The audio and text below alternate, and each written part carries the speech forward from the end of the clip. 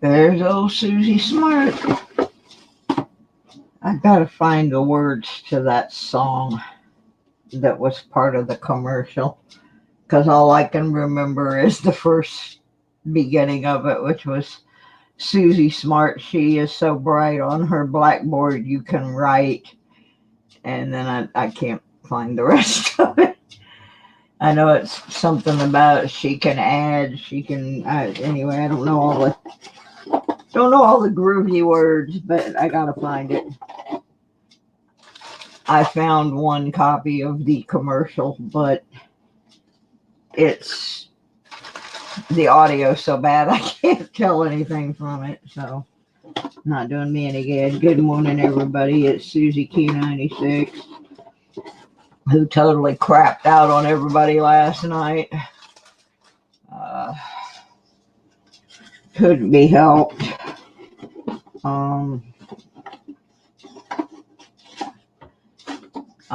I've been overdoing it, and my body just hit the wall and said, no, I am not doing anything.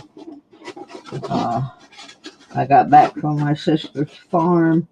I didn't get much done there either, just because I wasn't feeling well. I spray painted a sign. That was about it. And so I got home about 5:30-ish. Ate some pasta salad that my sister sent home with me, and I went to bed right after I made the video saying I wasn't doing my show. And I woke up about 9 o'clock, took my medicine, went right back to the bed, and got up once during the night, and then just got up about 15 minutes ago. So my body just needed rest, and it just, there was no way I could have done a show last night. I just couldn't. I do apologize. It seems like I always end up canceling the Wednesday show, and I feel bad about that, but I feel much better now that I got a good night's sleep.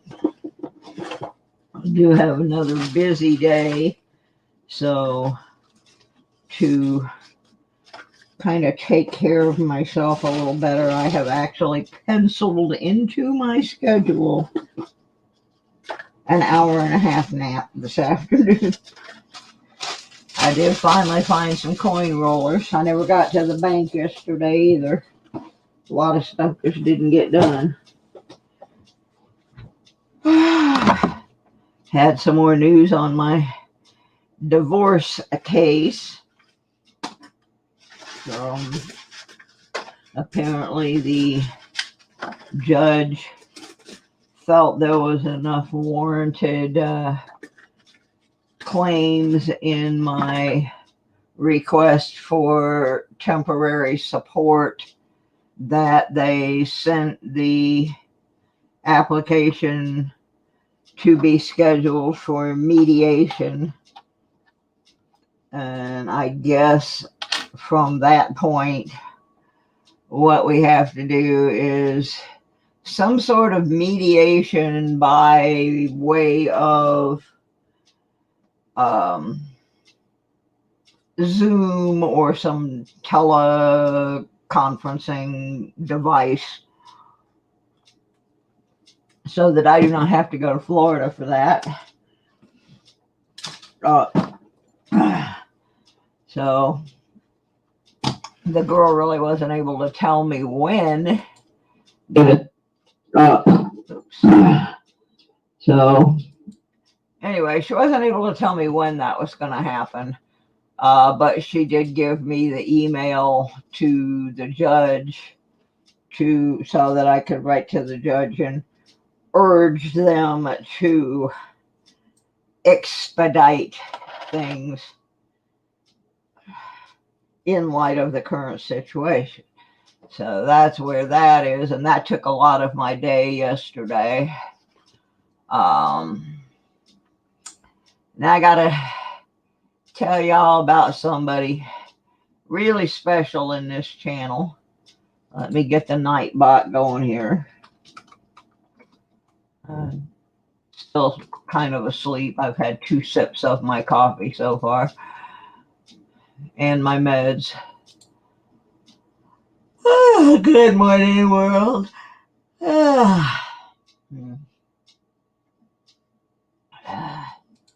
Give away mods. No, I'm not giving away my mods. I have the best mods in the whole world. I would not give any of them away. Good morning, all 3 of you that are watching that I don't know who are, but I'm going to guess one of them's probably James Eller. And one of them's probably Charles, and I don't know who the other one would be. Anyway, I got a package yesterday. Still wasn't the package I was expecting.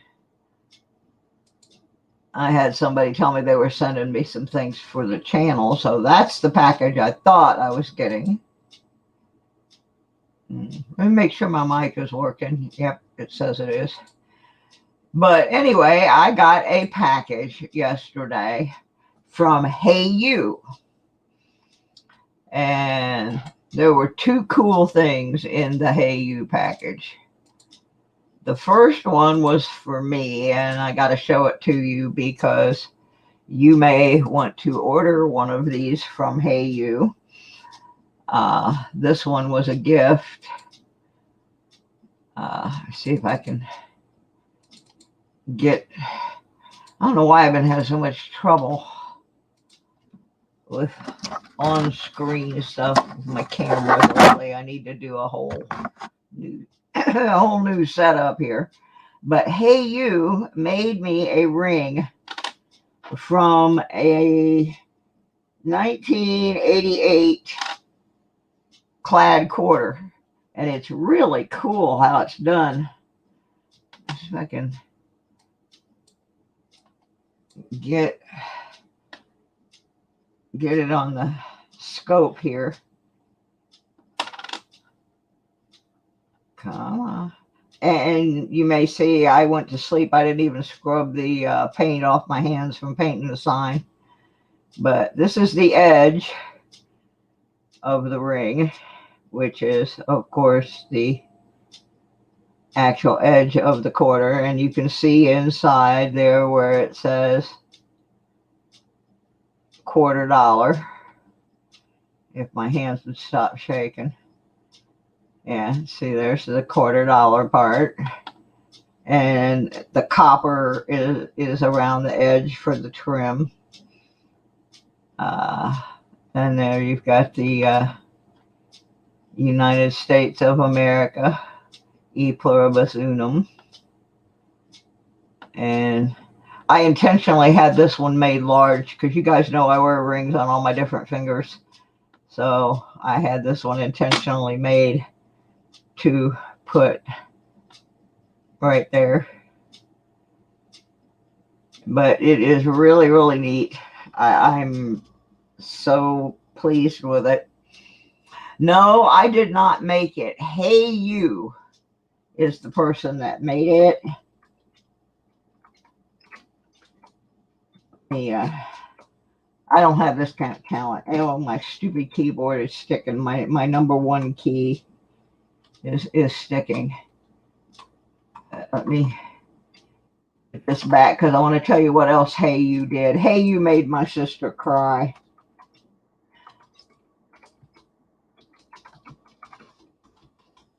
Okay. Hey You made the ring.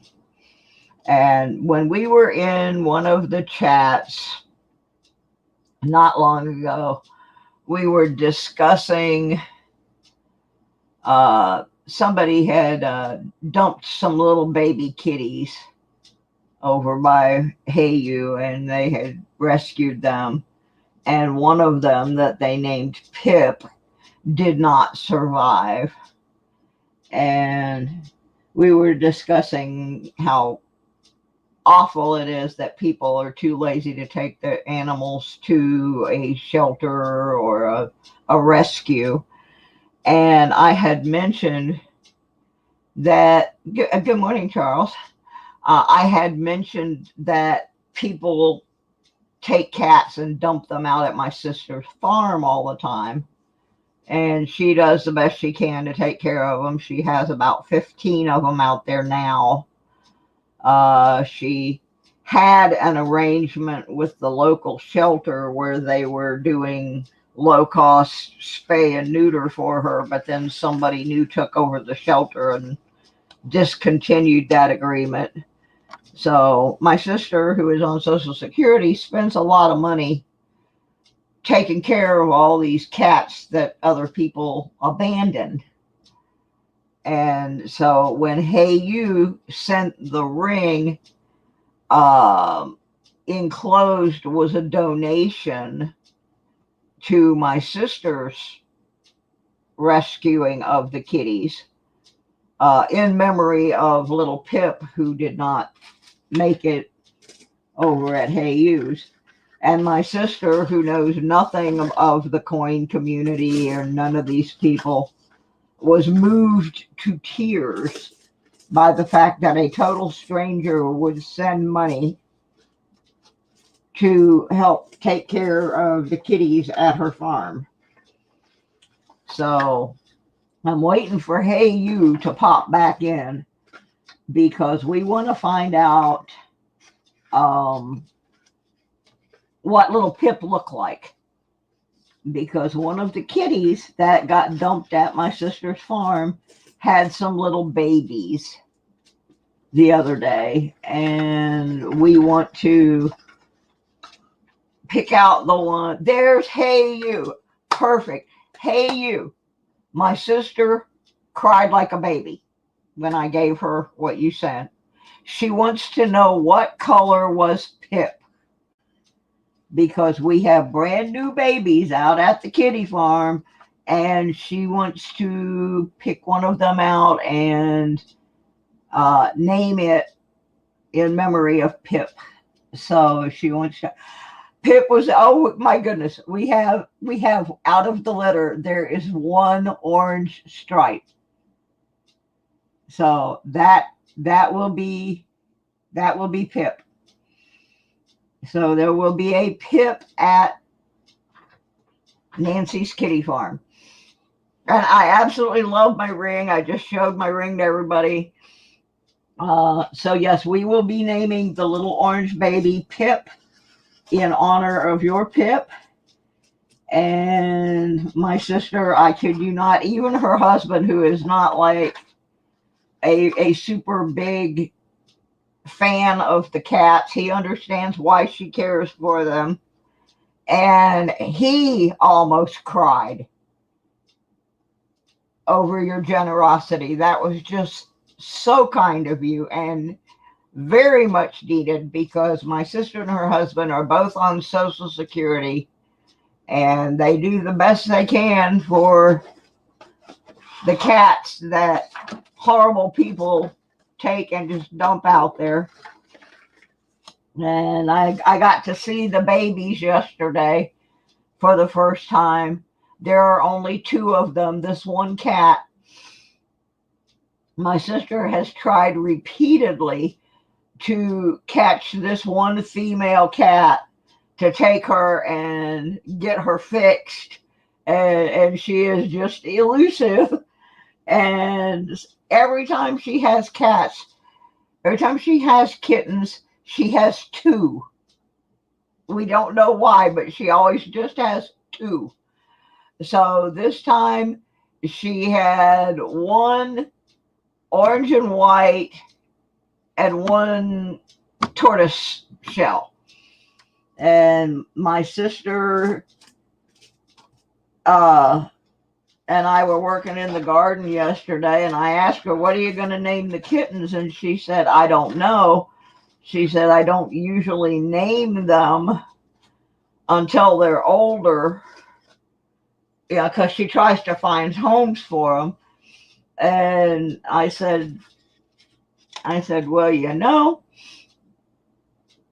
I said, I can think of a pretty good name for one of them. And we both just looked at each other at the same time and said, Pip,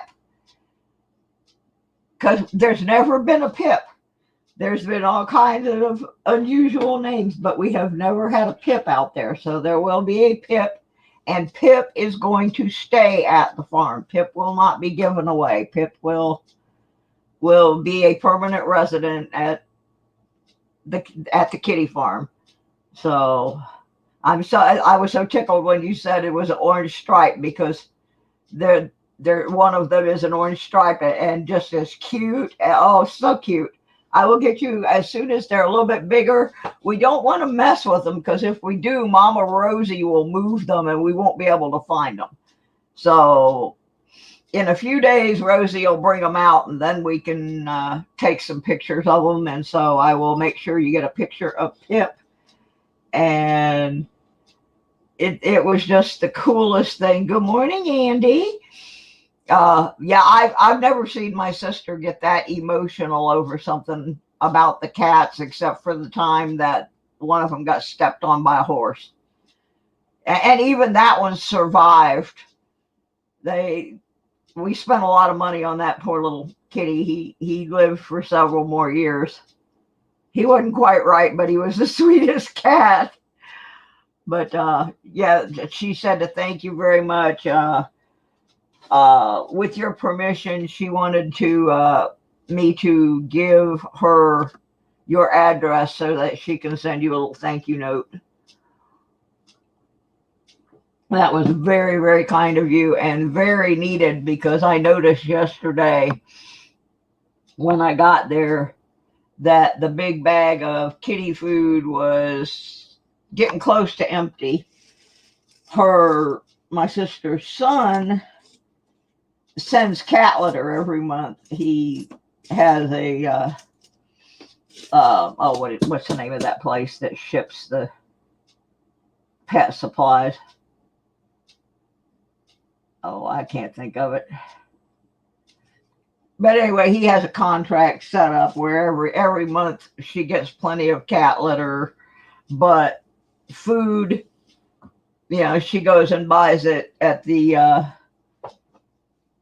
feed store where she gets the stuff for her Chewy. That's it. Thank you, Andy. I don't know. I'm not awake yet, but yeah, Chewy. Her son has Chewy send cat litter every month, and I try to contribute like the worm medicine and the flea treatment as much as I can, and I kind of go around and beg people.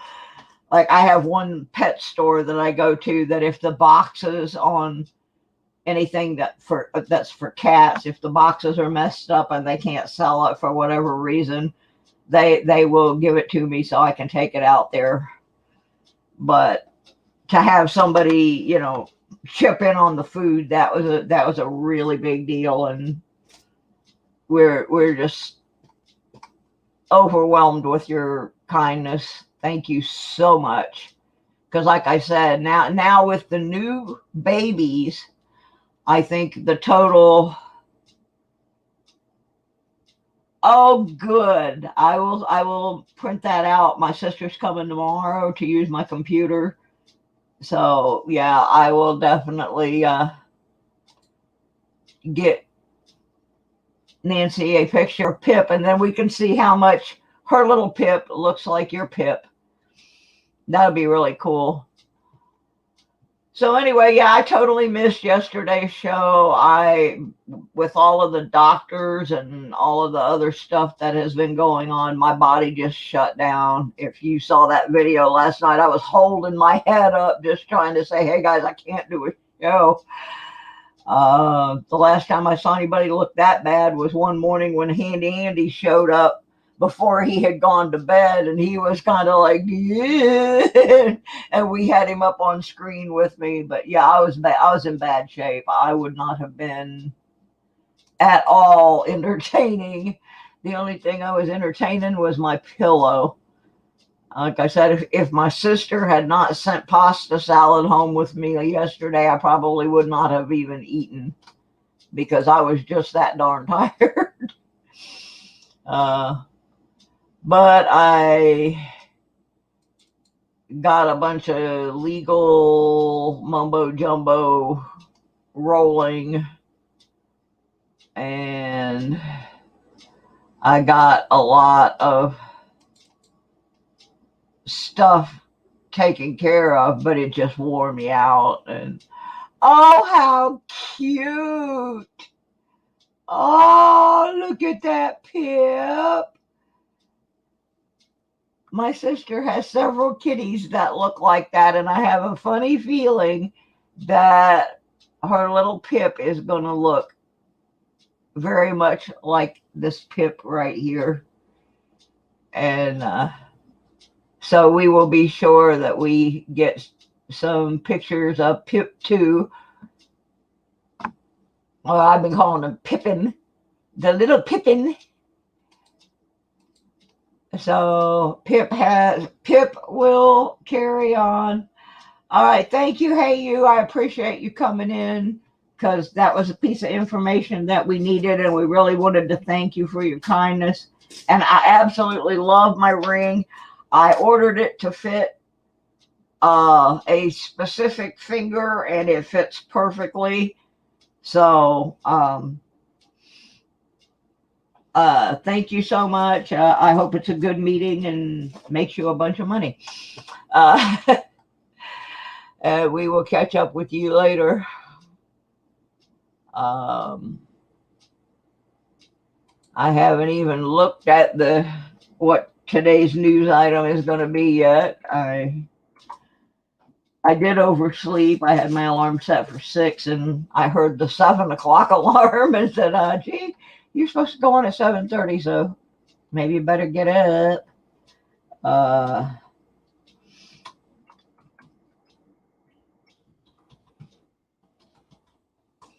So anyway, I never got to the bank.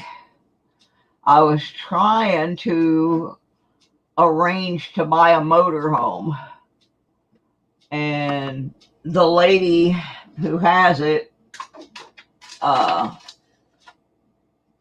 has to go back to Chicago. She got called back to her work. She's been staying down in North Carolina in this motorhome, and she dropped the price really low. But I'm still a little bit short, and she's leaving today, so it doesn't look like I'm going to be able to get it. It's a really pretty nice motorhome. It's mechanically sound. It needs she gutted some of the interior with an idea of remodeling it. And that was fine with me because that's exactly what I did to the last one I had. And I could easily park it out at my sister's farm and do any of the fabrication part that I need.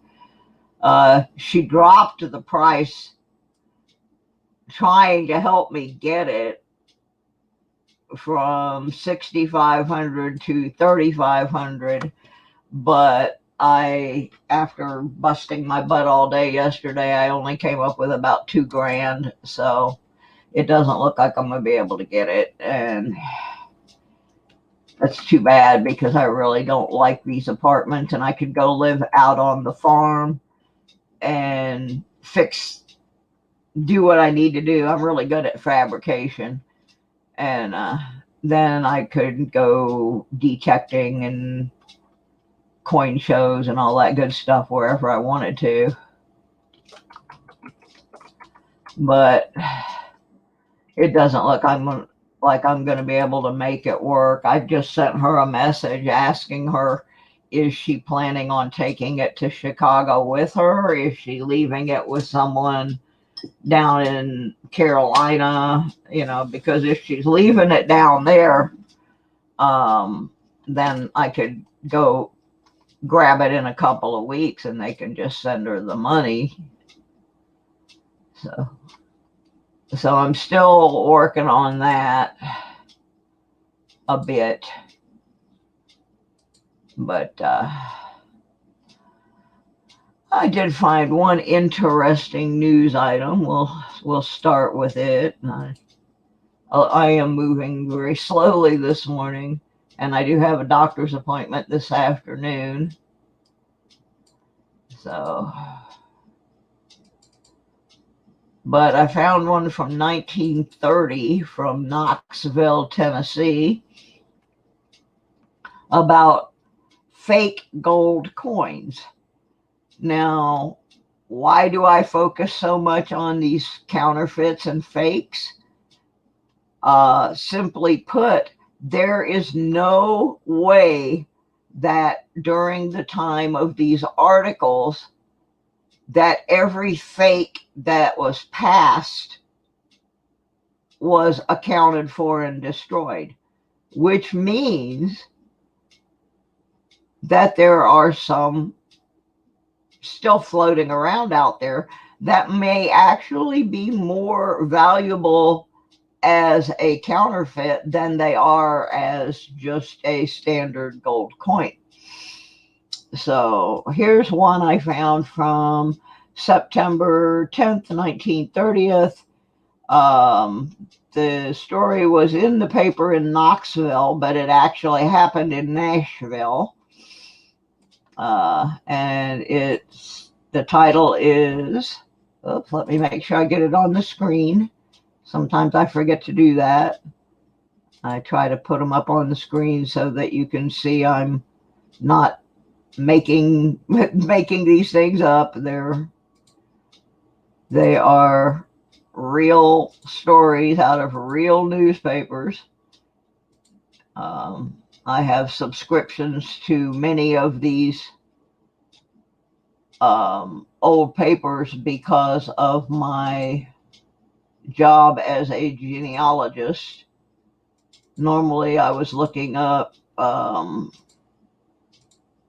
obituaries and that sort of thing, but one day I happened to see a counterfeiting story on the same page with an obituary I was looking at, and I thought, this is interesting. So here's the story. Gold coin fakes. New seizure after bars prison counterfeiting, by the United Press, Nashville. A new series of counterfeit coins has shown up in Nashville, the trail leading Secret Servicemen to a Mrs. Margaret Warren, who is charged with passing the fake $10 gold piece upon an insurance agent. Because of the almost constant stream of counterfeit money that appears here through the master craftsmanship of Howard Barr, the celebrated artist prisoner at the state prison, Secret Service agents started today on an investigation of the new gold coins that are rather expertly made. Mrs. Warren denies having passed the gold coin, but was placed under arrest as the investigation into further activities got underway. The apprehension of Howard Barr for the fifth series of counterfeit $20 notes was accomplished inside the prison a few days ago. Barr is the noted desperado and jailbreaker sentenced from Knox County for a holdup. So let's see this morning what we can find out about our little counterfeiting buddy, Howard Barr. See what else, because they said, this fifth series of counterfeit from him. So let's see what we can find out about Mr. Howard Barr, the counterfeiter.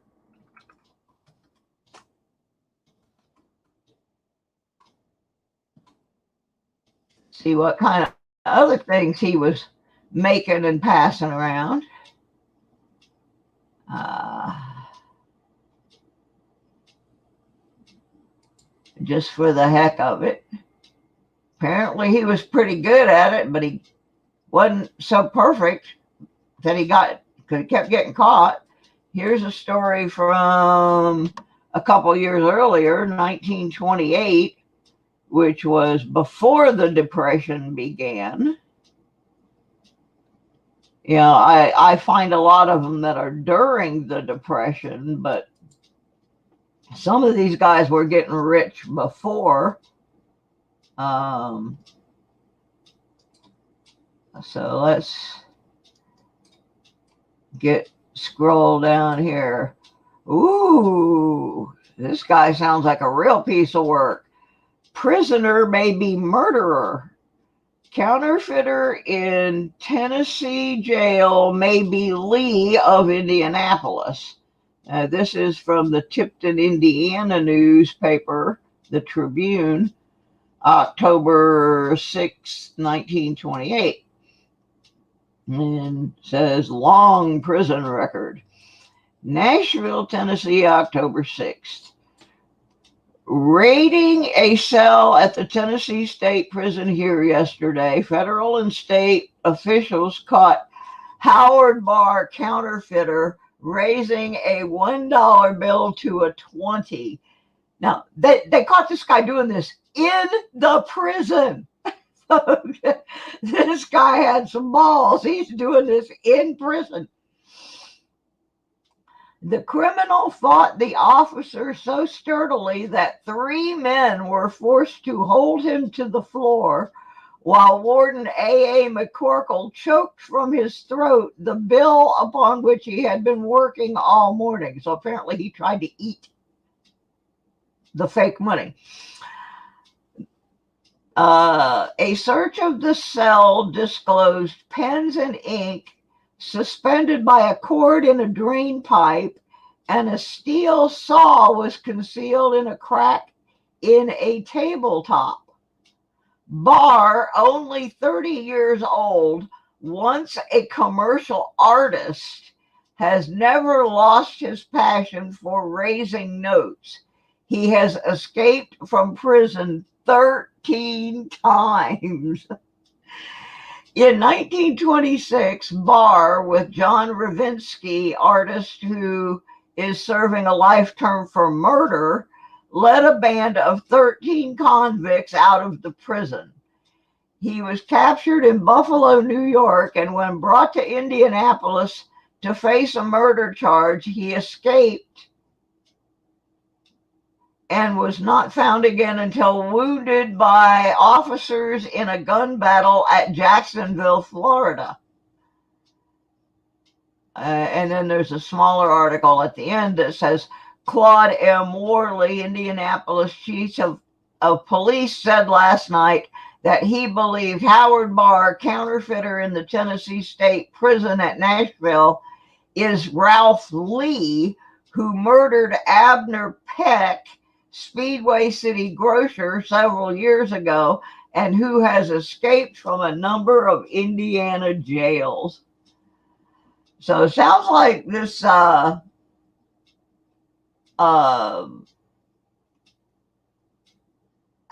Barr may be two guys in one.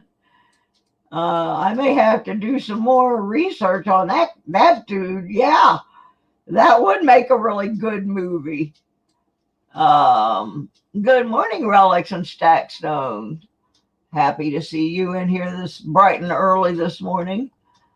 I'm not normally. Yeah, he's got an impressive rap sheet. I'm gonna do some more info on him. He may be a whole story all of his own, like the one that I'm doing about the special I'm working on about the counterfeit payroll paid to U.S. military people by the United States. That's a good one. So I'm making myself a little note because I want to follow up on that guy. He sounds like a real interesting character. And the fact that he started as a commercial artist means that his work was probably really well done, and somebody probably squealed on this guy. But yeah, if he is actually the Mr. Lee, the murderer, then that really makes that story something crazy.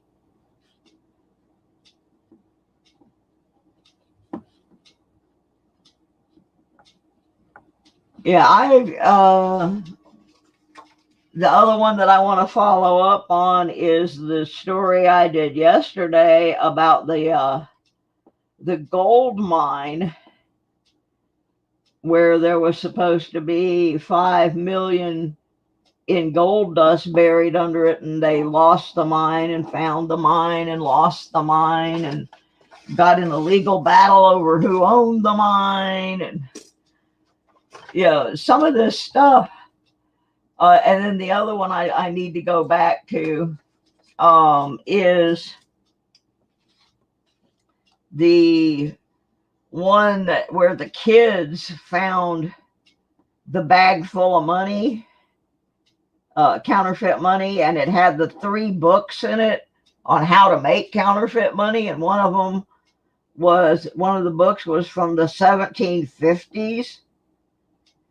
I'm interested in finding out about those books. I mean, because think about it. There are people that own coins from the 1750s that they believe are worth a lot of money.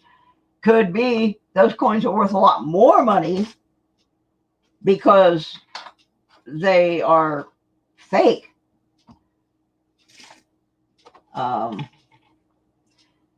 Another thing that happened yesterday was that my sister and I came upon, a few more of the U.S. Mint money bags. Apparently she was doing some work for a gentleman, helping clean some things at his house. And I don't really want to be on camera, but she showed up at our farmers market organizational meeting the other day and said and showed me and had no idea how excited I was going to get about this, but she had found some U.S. Mint canvas bags. And her initial idea was, oh, well, I'm going to just take a couple of these and make a pillow out of them. And I'm like, holy crap, sis, I want those. And she's like, why? I said, because, my coin collecting people will love these things. And so she went back. Some of them are really dirty, so right now we've got them soaking in some OxyClean to try to clean them up. But I'm going to try to show you this without showing you me. There were no quarter bags and no dime bags. There were a number of penny and nickel and $1 bag. But these are actual U.S. Mint bags. How this man came to have them, we do not know. But there are a bunch of the pennies. See, they're just soiled around the edge. It comes out because they were just stacked in his basement, I guess, for some unknown amount of time. But there is $1 bag, and I'm going to do something special with that one, and we are going to auction off some of the projects. Some of the bags they're probably not going to come very clean, but I can do something with them.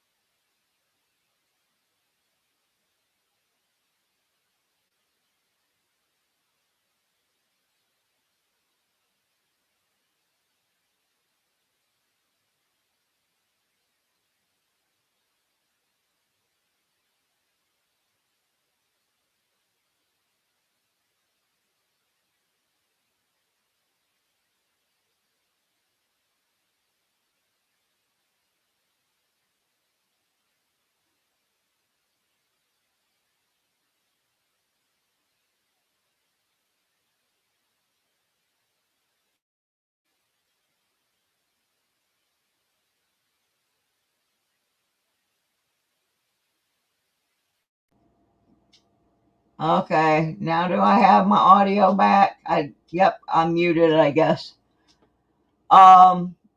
Okay, no, I accidentally muted myself. We have to clean them, Warner, because they have mildew on them, and we cannot let other people have them if they have mildew on them. But we are cleaning them with the least toxic thing that we can use, which is Dreft, which is a detergent that they use to clean babies' clothes and cloth diapers. We just have them where the edge that has the dirt on it, the mildew, is in the water, but we cannot let them go out with mildew on them. That would be a health issue. So we have to clean them. There were none, because they apparently were stacked in his basement, and there were none that were perfectly clean. So anyway, she got all of the ones that he had. He didn't give them to us. We had to buy them from him. But these are not new. Apparently, he worked with an armored car company back in the 60s. So, and I have a newer one, and I can tell the difference. The canvas is different. It is a different texture, and the ink is also different. Plus, I have looked at the stitching and the type of the newer ones are not stitched this way. The newer ones are stitched with a different type of thread and a different type of stitch. So these match the age period for which he says he got them.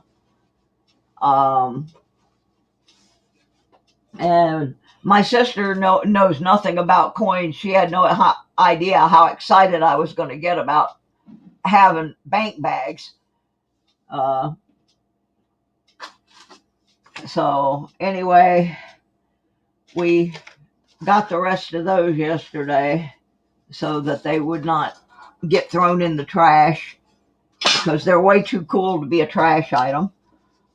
I'm trying to find something to stick under the scope. Oh, I was going to show this yesterday, and I didn't have my scope up. This I was gifted by Larry Powell II.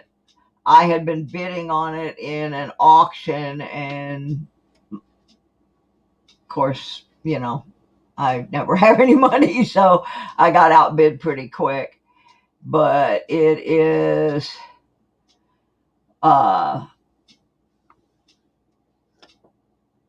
Columbian Exposition $50, which in its package it says America's first commemorative coin, struck in limited quantities from 1892 to 1893 in 90% fine silver. This $50 was the first official U.S. commemorative coin ever authorized by Congress, issued to help fund the World's Columbian Exposition in Chicago. These coins honored the 400th anniversary of Columbus's discovery of the New World. These $50 were sold for $1 a piece at the exposition, which was attended by over 27 million people during its 6-month run.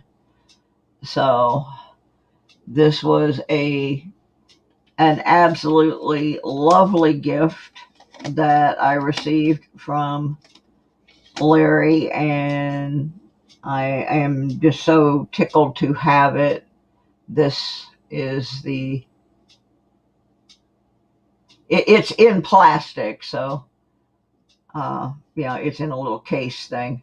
So this is the 1893 version.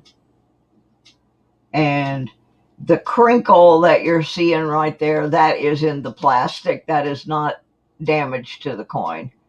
That just happens to be the way the plastic's sealed on this. And then it says on this side, 1892, 1893 World Columbian Exposition $50, designed by acclaimed sculptor Olin Levi Warner. This first ever commemorative $50 features a bust of Christopher Columbus on the obverse. The reverse depicts Columbus's flagship, the Santa Maria, over 2 globes. So, I cannot give the bags away because my sister bought them. But we do plan on making some of them available. Like I said, it's my sister's money that was invested in them, so that is going to be up to her. But some will be made available. Like I said, it is up to my sister in what form. I may try to talk her into giving me one to give away, but like I said, she did not get them for free. She did have to pay the gentleman for them, and I don't know what she paid for them. I doubt it was a lot, knowing my sister, but I don't know that for sure. I do know that when I told her that my coin collecting people might have an interest in them, she did say that she would possibly make some available, but I'm sure there's going to have to be some fee involved, just because my sister is on Social Security and laid out cash money to get them. She had originally only gotten 2 of them, and I told her, go back and get, how many more does he have? And she said, I don't know, 6 or 7. I said, well, go back and try to get them. So, well, hello, Mrs. Green Thumb. If you're a friend of Miss Southern Belle, you're a friend of mine. We like Miss Southern Belle over here very much. When I originally got the bag that I got, it was because of my constant problem with the cats and dogs cards not fitting in the container, so that when we were playing the games, I was having a hard time getting the cards out. There's the cards. And so she had brought me the one bag, and that was to put my cards in. I sold a lot of mine not too long ago. Well, not a lot, but I sold a bunch of my coins not too long ago because I had a car wreck, and fortunately some people jumped in and made some donations so that I would not have to sell my whole collection. But I had a really crappy thing happen to my coin collection back in the 80s, the early 80s. I was living with a longtime boyfriend, and I worked 2 jobs and was going to college. And so I was gone a lot. And a girl that he had known since kindergarten that used to hang around our house, unbeknownst to me, had a much worse drug problem than I knew about. And one day while I was at work, this young lady had been left at the house without either of the permanent residents being there. And she decided she needed to get a fix. So she started going through the dresser drawers, and she took my coin collection and actually cashed it in for face value to go get a fix. So I lost everything except a few coins that were not there, and 2 books of pennies, which she didn't think were worth anything. So I lost my whole coin collection at that point. If you hear pennies, it's because I'm rolling money trying to, I got to take it back to the bank. I never got there yesterday. Another thing that I got, and I don't know if anybody's going to be interested in them or not, but I picked them up in a thrift store, and I'm just going to give them away, is I got a couple of coin books. They are not the most current issues, but they would still be helpful. One of them is the red book, which, everybody, that's pretty much the master book of coin values. So the values are probably off. This is a 2001 edition. However, the actual history of the coins and the photographs of the older coins, to me, are actually of better quality. The photos are of better quality than they are in the newer book. So I went ahead and got it because it didn't cost very much, and thought that it might be useful to someone as a giveaway. Even, like I said, even though it is a little bit old, there's still a lot of really good information on coin identification up to the date of publication. And the other one that I got is from 2016, so it's a little bit newer. And it is the blue book. I don't know if my thing is going to pick that up, but it's a 2016 blue book.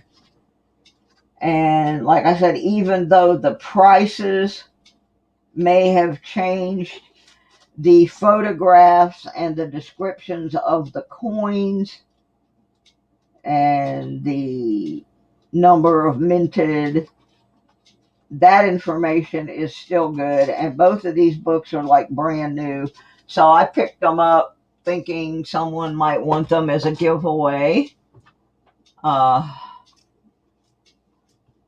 So I did grab those the other day when I was in the thrift store. If I see anything gravitating towards coins. Can I show the bag again? Sure. Sorry, I'm in my jammies, so I'm trying to stay off camera. So I'm going to kind of hold the bag over me. There are also some nickel ones. Unfortunately, there were no dimes and no quarters. There is one $1 bag, and my sister is coveting that one. But there's the bag. Like I said, the reason that we have no choice but to clean them is this along here and down here. It's not just dirt. Unfortunately, it is, on some of them, it is mildew. So I'm taking some Dreft. I don't know if you know what Dreft is, but it's a detergent that is used to clean baby clothes. If you need to refresh, hit the F5 key, and it will bring you back up to better speed. But because of this, I have no choice but to clean them, because we cannot put them out with any kind of mildew or anything like that that might possibly make someone sick. But Dreft is a very, very mild laundry detergent that was originally created to clean baby diapers and baby clothes.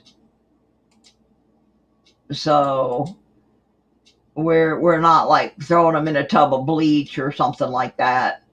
We're cleaning the best possible way to preserve them and still make them sanitary.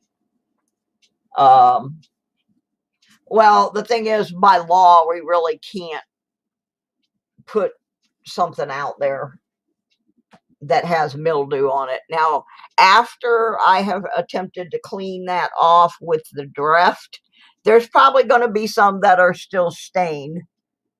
You know, that's not going to all come out. We just need to get the anything that might have like mold spores or anything like that has got to come off.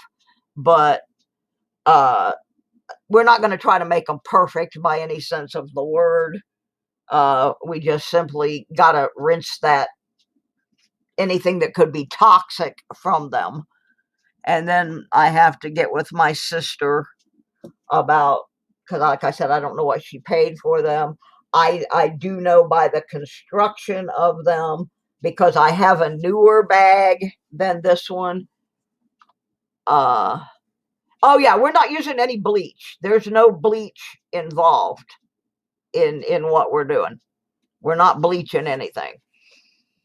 We're trying to keep them as close to the original as possible. And like I said, Dreft is one of the mildest things that you can possibly use. They use it on baby diapers.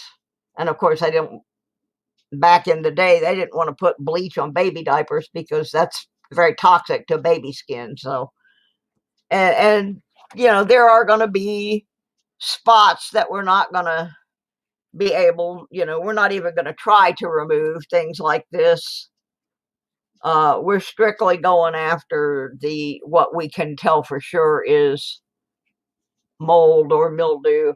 I work a lot with vintage fabrics, and so does my sister. My mother was a quilter. My great-grandmother was a quilter. So we kind of know what we can use on fabrics that do the absolute least damage. But it was just such an interesting find because my sister has nothing whatsoever to do with coins or the coin community. She just happened to, she has a job where she goes and helps. And my sister's in her 70s, but she has this job where she goes and helps elderly people who cannot clean their houses and need help in that matter. And in the course of cleaning this gentleman's house, turned up this stack of bags and asked him about them and ended up buying them from him. And like I said, I don't know what she paid or any of that, but she originally only had gotten 4, and I asked her, are there any more? And she said, yeah, I think there's maybe 5 or 6 more. And I told her, well, go back and get them, because I'm pretty sure that I know that I would like to have a couple of them. I at least wanted a penny one and a nickel one. And I asked her, and she said all there are left are pennies and nickels and $1 one. So at this point, it's all on her, and I don't have any prices or anything yet.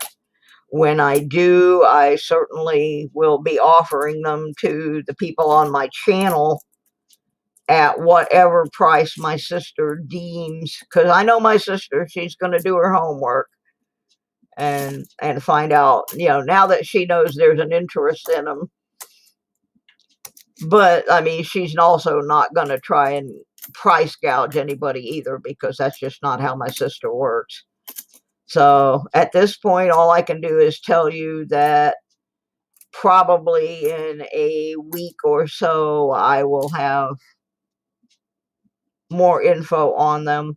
I personally am keeping a penny and a nickel. The one that she thinks is worth the most, and she is probably correct, is the one for the dollar coins, and there is only one of them. So I'll have to see what she comes up with on that. But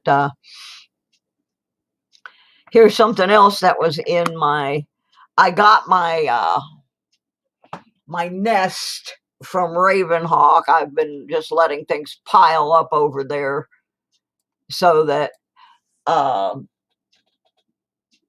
let things stay there until it will fit in a small flat rate box, rather than have him send me a bunch of little packages every time I win something or whatever. So I asked him if my box was full, and he said yes. So I had him send it. And this was one of my items. This is a Zachary Taylor presidential coin set. Has the uncirculated Philadelphia, uncirculated Denver, and a San Francisco proof. First day of issue, November 19th, 2009.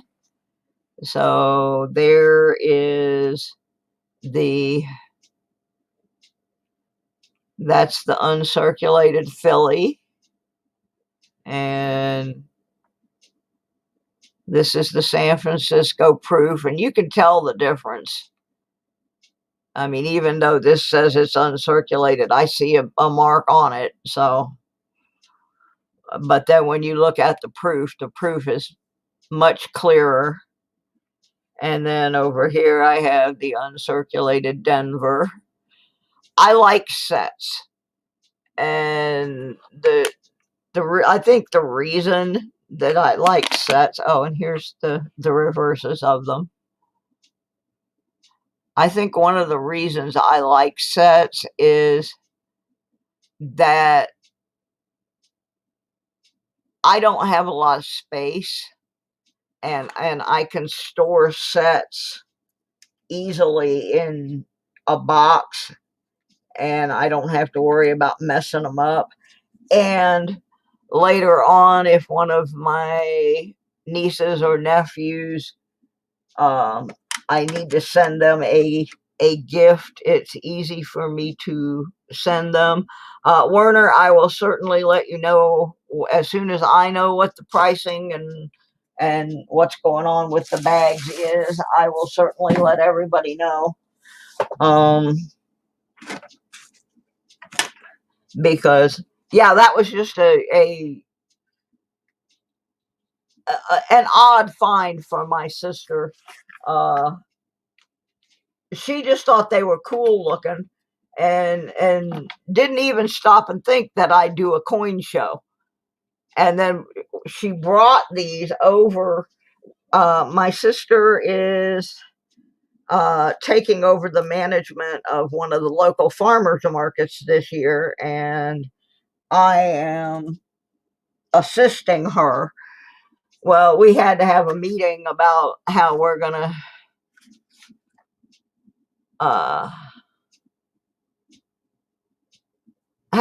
do the market this year, and she brought a couple of these bags to the meeting. And when she pulled it out, she had this penny one that I have here, and she said, "Look what I got today. I'm gonna make a pillow out of it." And she held it up, and my eyes about fell out of my head. And I said, "You're not making a pillow out of that. That's mine." And I just took it away from her and told her, I said, "Look," I said, "I've been trying to find something to use in my coin show for one of my games, because the box that I have is too small and it makes noise and things fall out of it." I said, "That's exactly what I need." And she said, "Oh, well, I have a couple more." And so then after I got home, I started thinking about it, and I called her. I said, "Look," I said, "are there any more of those?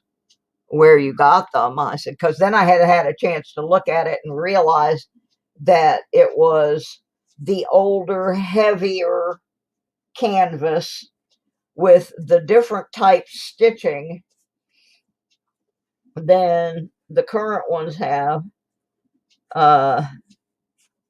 These I can tell just because I sew and I work with a lot of fabrics, and I have since I was 8 years old.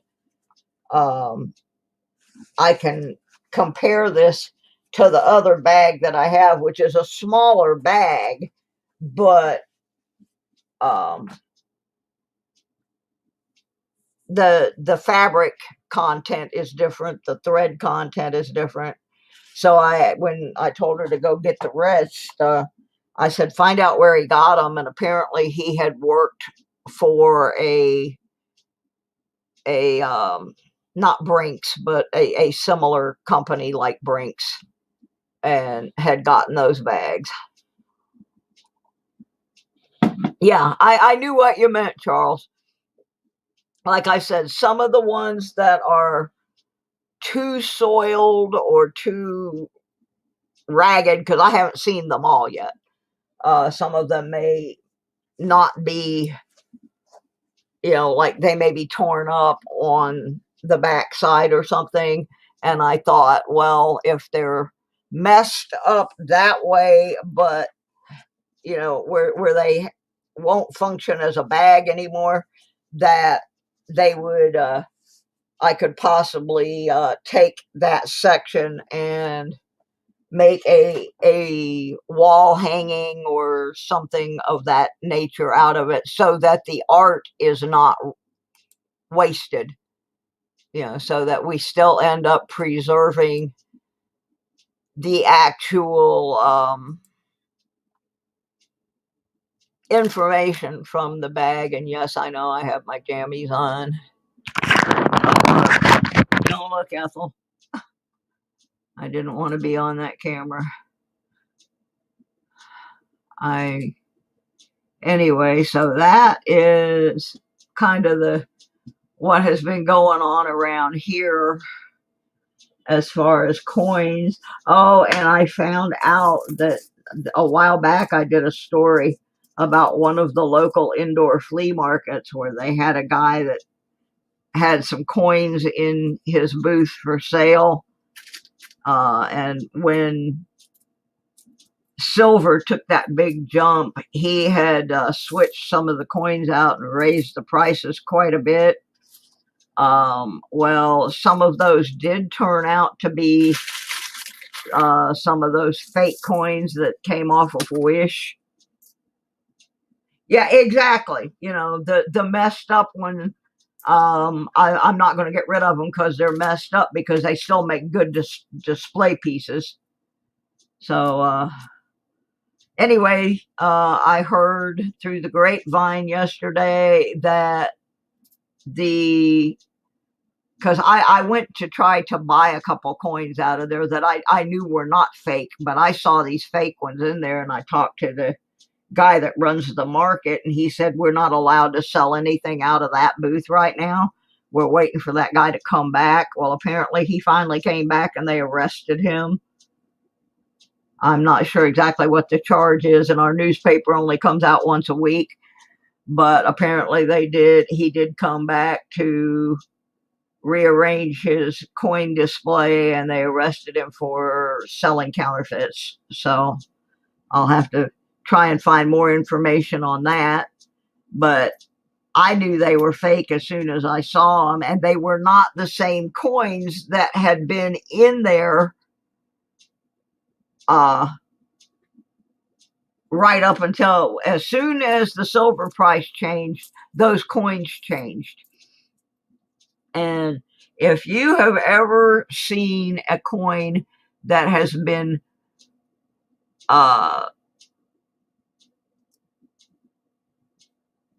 my word just went out of my head, where someone has tinted or tried to change a coin to make it look older, if you do that to a cheap counterfeit coin, you're going to be able to tell that's not real silver, because the toning is just not going to be right, and the edges of the coin did not look right, and the price has been jacked up considerably to what the real coins in there were. So anyway, I heard yesterday through the local gossip grapevine that he had been arrested for that. One of my relatives has a booth in that market, so that's how I heard. So we will see what the damages are on that deal. And I'm curious to see what the local police department is going to do with the rest of the collection. You know, are they going to confiscate the rest of his coins and sell them at the police auction? Or, you know, what's going to happen next? This is a really tiny town, and some of the strangest things happen here. You know, we are out in the mountains, and so I guess people think they can get away with stuff a lot easier, you know, that there's less eyes upon them. Like, once a month, they print a list in our newspaper of all of the arrests that have been made in the area. And you look at the list and like, there'll be 150, 200 arrests for the month, and 100 of them will be related to meth.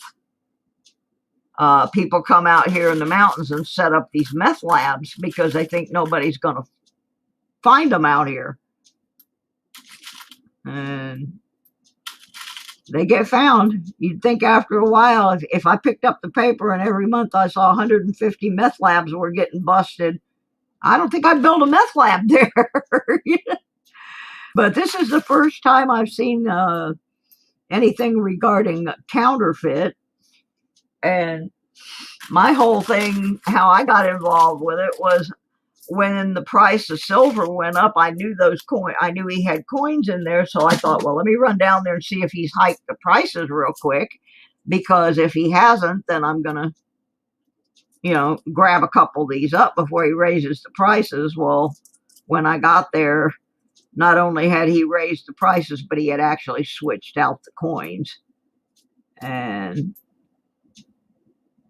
so apparently he finally decided to show back up down at his booth to see if he had sold anything. Because the way the booths work at this indoor market is you have a booth, and everything has your sticker and so forth on it, and the cashier takes your money and credits your account, and you come in and pick up your money. Good morning, telephone guy. How are you today? Well, apparently he had not been in since he switched those coins out. I think somebody may have clued him in that they were looking for him. And anyway, he got up enough nerve to go and try to collect his money, and they arrested him. And then also, I mean, like I said, this is a little bitty town, so some of the stuff that happens here is really strange. We had a guy about 3-4 days ago. He had bought this house, a real nice house, and was fixing it up, and then the other night he just went stupid and burned it to the ground. It's right around the corner from my sister's. And they charged him with arson. Don't know why he did it, because he had the house almost ready to either be lived in or rented out. It was a beautiful house. Oh no, something just went wrong in his brain, I guess. And then, everyday opportunity. There's one I don't usually see up at this ungodly hour of the morning. How are you doing? I apologize to everybody whose channels I have not been in lately. I have been in and out of the hospital. Last week I was at the hospital 3 days. I was in the ER Tuesday night. I think it was Tuesday night, Wednesday night, and then Friday I was in all day for tests. And something real crazy happened. I have a neighbor that does not like me.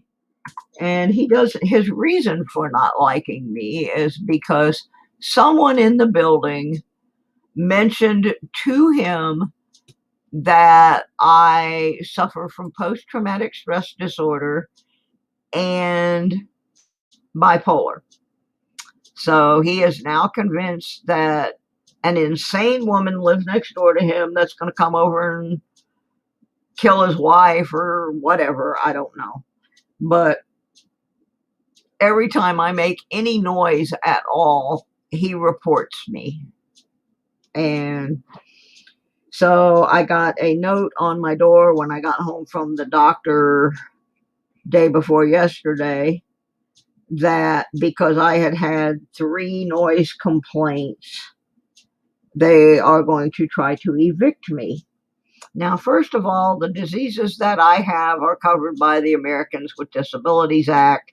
And unless I go stupid and like I'm beating people up or shooting guns or, that kind of thing, they can't evict me because I made a noise. Well, I'm reading the paper that lists the dates that I supposedly created this last disturbance.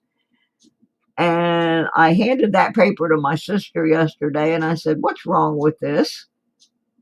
I said, where was I on this date? Because he apparently says that I was banging on the walls and playing loud music and blah, blah, blah. I was not even home. I was in the hospital. I was not even here. My car was here because due to having to have the anesthesia and so forth, my sister had driven me to the hospital. But this guy actually reported me for a noise violation on a day that I was not even here. And I have a whole booklet full of paperwork from the hospital showing that I was not even on the property. So now I got to get a lawyer to go after this crazy idiot. And yeah, this place that I live in it's not me. This place is more like a senior citizen's home, and I'm still a very active person. I still want to play my guitar. I still want to go metal detecting.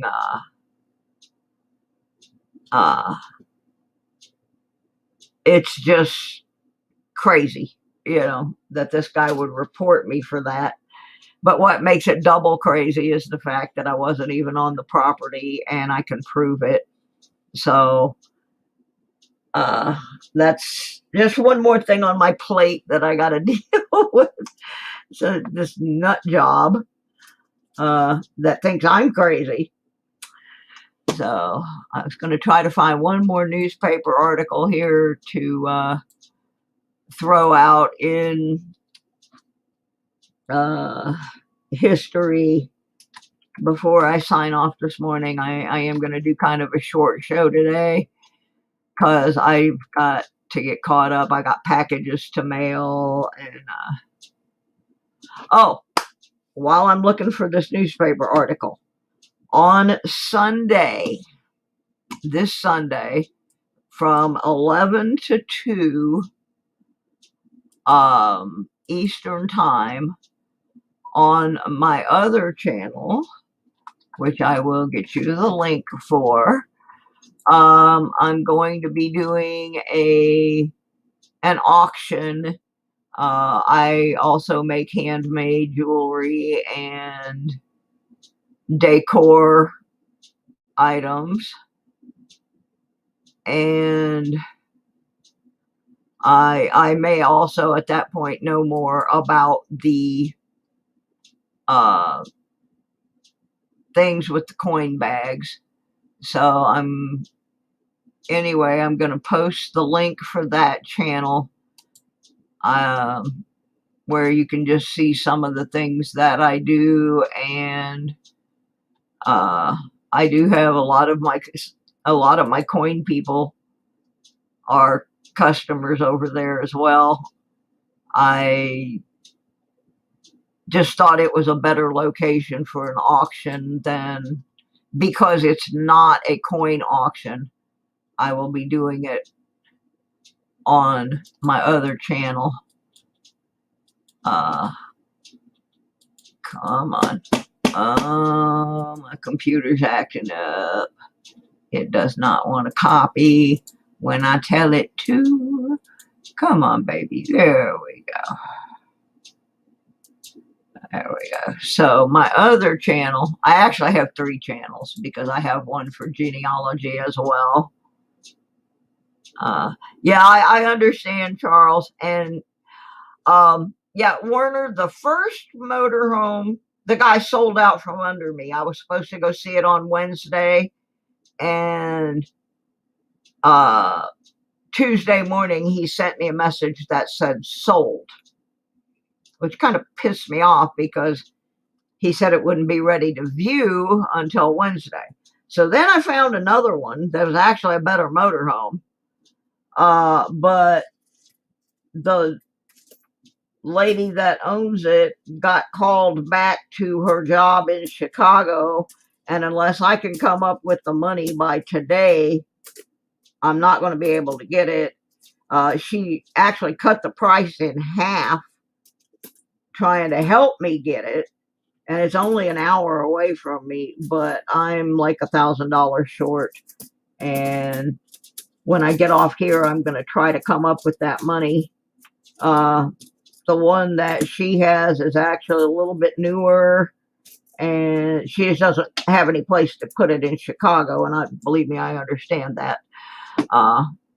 But I don't know if I'm going to be able to get it. The one that she has, it's mechanically sound, but she started to remodel the inside, so she took out some cabinets and tables and different things, and that's fine with me. I can do fabrication, and I have enough racing buddies around that I can pretty much get anything fixed that I need to. But when she advertised it for sale, she did not realize that she was going to get a call back to her job. She's been out of work because of COVID for quite a while and was living in this motorhome. But I don't think she can take it with her. I'm trying to find out if she's going to be leaving it with some relatives or something. If she is, then I still have a chance to get it. My sister and brother-in-law have no problem with me parking it. My sister doesn't have any money. My sister's on Social Security. She has no money. The only way my sister can help me out is that they will give me a place to park it on the farm if I can get it. So what I'm going to try to do is, once I get off of here, is call my brother, not Andy, my other brother, and see if I can borrow $1,000 from him.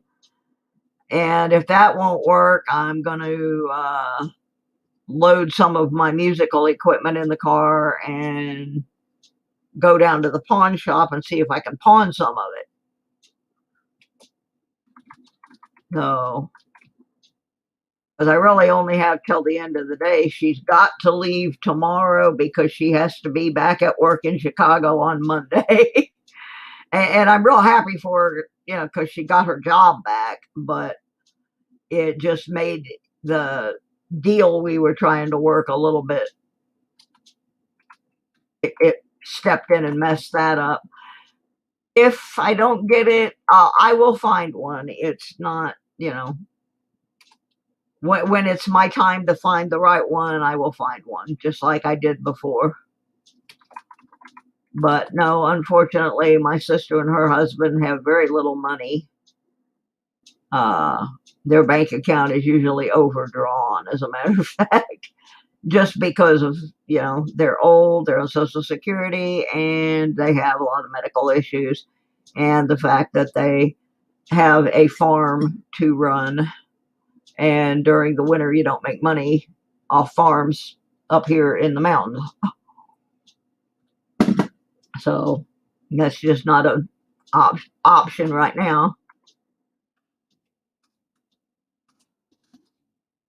So I have not given up yet, though, because the second one, the one this lady has, is actually a much nicer motorhome than the one I was originally looking at. It's a Chevy. The other one was a Ford, but this was a Chevrolet. I don't want anything diesel. You know, this is a gas unit, and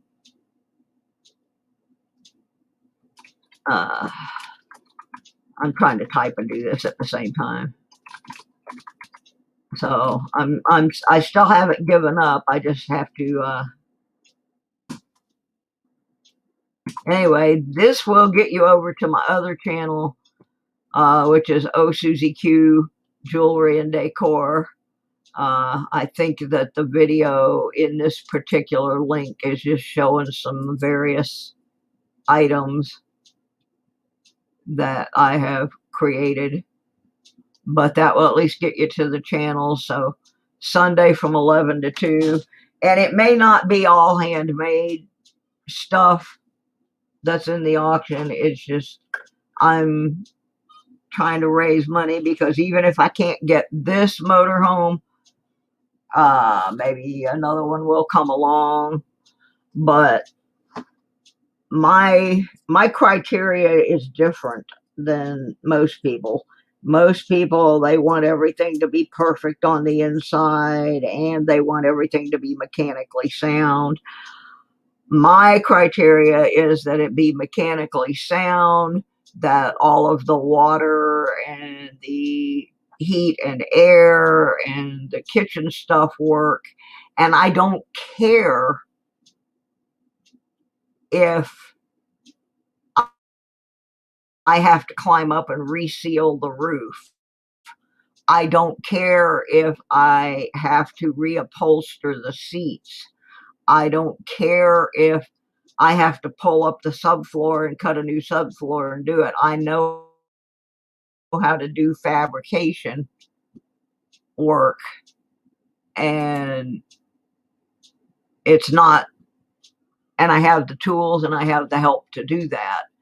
So I don't care so much about if everything in the interior looks perfect. As long as it works, I can make it look good.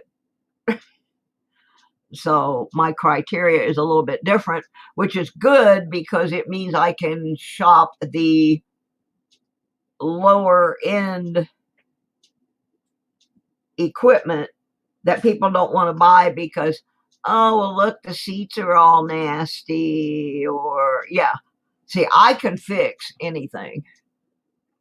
As far as, I'm going to try to find these pictures. I have them on my phone, but I'm not sure that I have them where I can access them and pull them up from this computer. But I ran across some photos last night of the last project that I worked on with my friend Tommy. He was a race car fabricator, but anyway, the last project that we worked on together, and I was really thrilled that we got to do this, was that we took an empty car hauler trailer and put all the custom cabinets and everything in it for a sprint car driver. And I happened to find some of those pictures last night of the last project that we did together, which, if I can find them,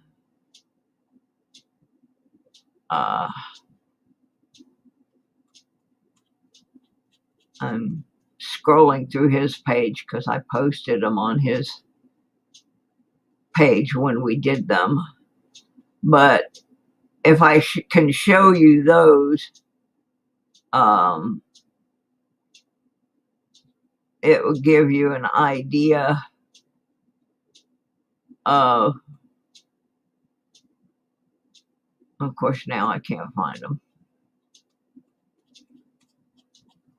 I saved them on my phone, but anyway, it will give you an idea of how much I know about fabrication, that we turned an empty trailer into a car hauler.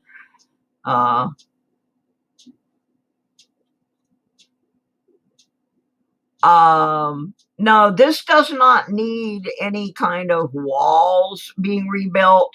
What she did was she took some cabinets off the wall because she wanted to build an extra closet in this space, because it was, she and her daughter were living in there, and she wanted to make a space for her daughter's things. And she took out one of those little dinette table things that I did the same thing to my last motorhome. I didn't need that table, and I removed it and put a cabinet there instead that held my all my supplies from my jewelry making business. It held my clothes, and the top counter of it had mounts for my computer and my television, so that I didn't have to strap these things down every time I moved the motorhome. So there's no reconstruction of walls or anything like that. And I just did this work like a year ago, so I know I can still do it. And I have family members here. My brother-in-law's cousin that lives right up the road, he is a master carpenter. He can, anything that I cannot do, I can run down there and get him. But I'm still capable of doing that kind of work. The stuff I am not capable of is heavy lifting, that kind of thing. But so anyway, I actually, when I saw what she had done, my thought was, good, then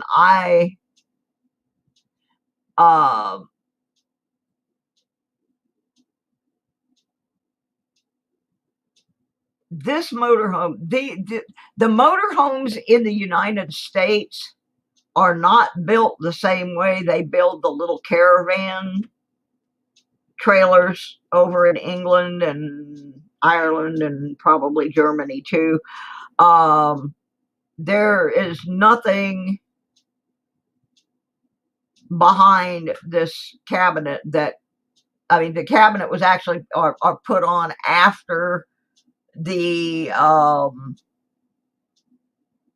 studs and the wall covering. So the cabinet's just a separate little unit. that screwed into the studs. You take out the 4 screws, you've still got the wall there, you've still got the studs there. Really all you've got is some screw holes that you fill in with some spackle and recover. It's not the kind of project that is going to involve replacing any serious structural parts that are going to weaken the frame. It's not. The cabinets that she removed are not that kind of cabinets. This was not like, it wasn't the kitchen cabinets. It was like the little storage cabinets that you would put your bathroom towels and that kind of thing in. So, you know, I've looked at it. It's a workable thing. It's not. And the one that I did before required a whole lot more work than this one. I had one about 7 years ago that I spent 6 months redoing the inside of, because it did have some structural issues. But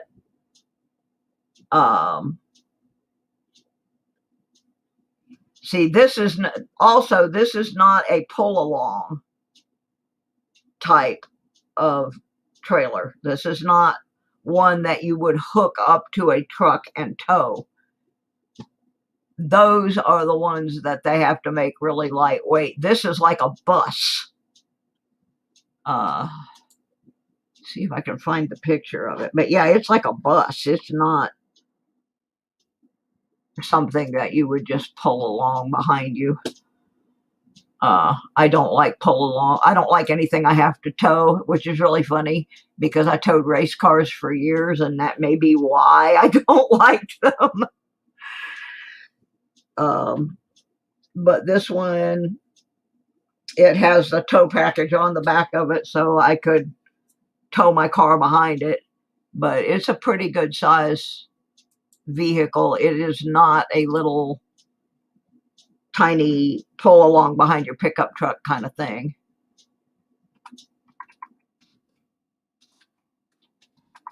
Try to find a picture of it.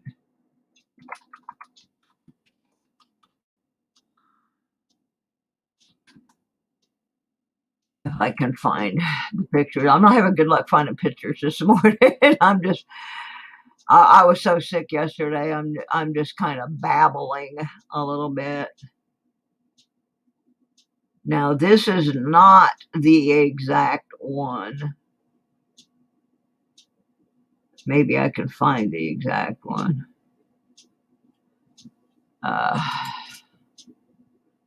But the things that she has removed, I don't mind. I would probably be removing them to customize it to my personal use anyway, because I want to live in it. I don't want to just have it for a hobby. So I would probably be doing that anyway.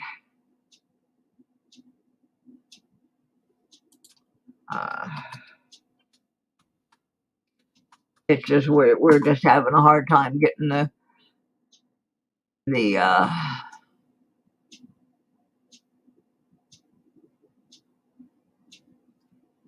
getting everything lined up. Yeah, this is not the exact one. I can't get to the picture right now, but this is an idea of what it looks like. It is a Class B, but that one's way smaller than the one I'm looking at. That won't work at all.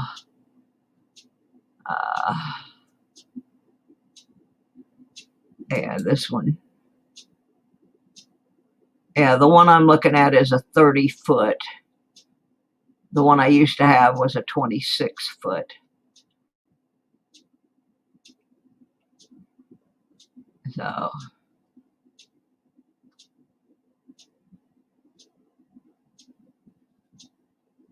anyway, that's not the best picture. I wish I could get into the picture I want, but I'm afraid I'm going to throw myself out. What do you have in a cabin in the woods?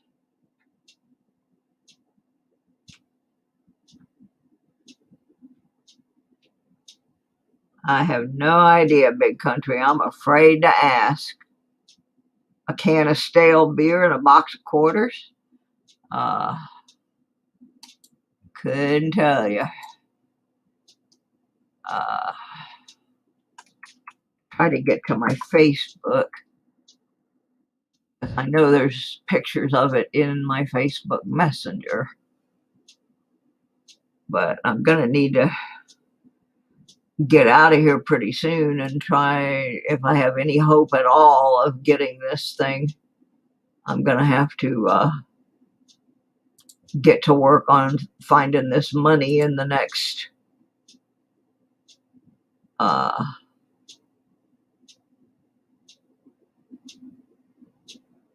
hour or so. Where is it? See details. I'm just trying to pull the picture of the unit up here. No, that's not it. That's something completely different. That's a house that I saw somebody selling a house that they wanted to demo, and so I sent them a message to see if they would let me go metal detect it before they demoed it. They didn't answer me, but I thought it would be interesting to see if they would. Okay, Bree. Oops.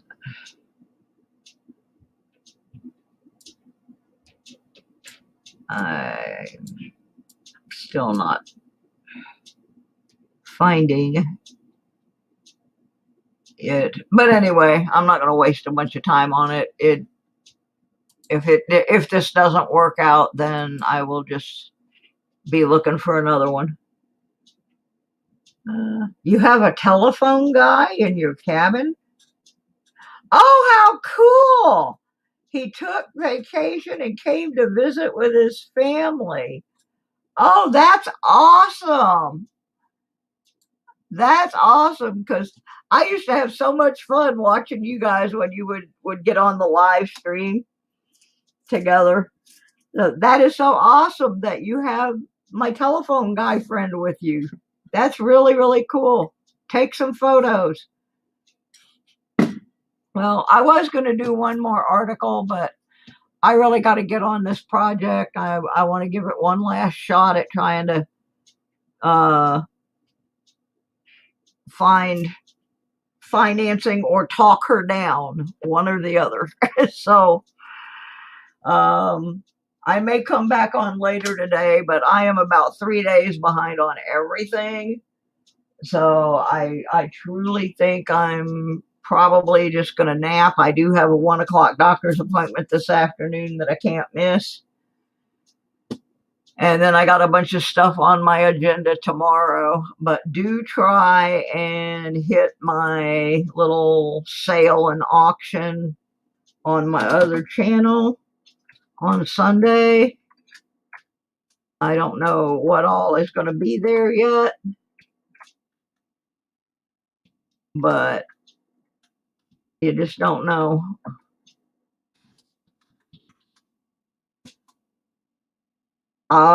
If I can get back from the doctor in time, Big Country, I will definitely try to check that out, because you and the telephone guy together is one of my favorite shows. It's just so funny.